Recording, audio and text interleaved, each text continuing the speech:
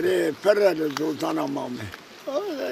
8 سال هيك عيني ده عايش ضرورتي ده حبتي ده في سين ابو في صادق آتم سلطان 85 سالي مي ایلا ما پربو آپانی مدهاتن ام تب آپی من پرساخ مون تلبرامون کالی وی و هیشینیا وی خوش و از این ده آنا کتب کونه اتنی کور لبرمامن son dayı.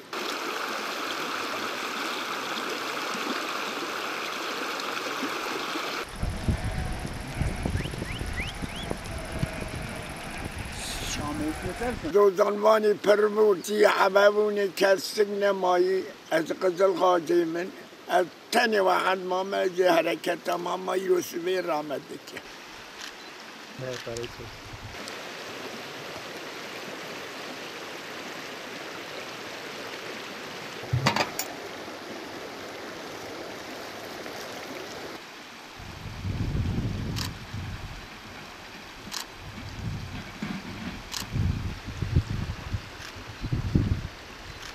Kızılağacı'nın nüfusu 4000'dir.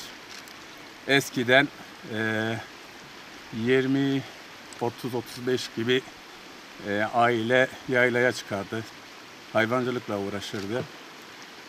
Şimdi ise insanlar genelde batıya çalışmaya gidiyor. Gençler bu işi benimsemiyor, yapmıyor. Sadece eskiden kalan bir Kerem dayı var. Şu anda bir tek yaylacımız odur. Biz de ara sıra onu ziyaret etmek için yaylaya çıkıyoruz.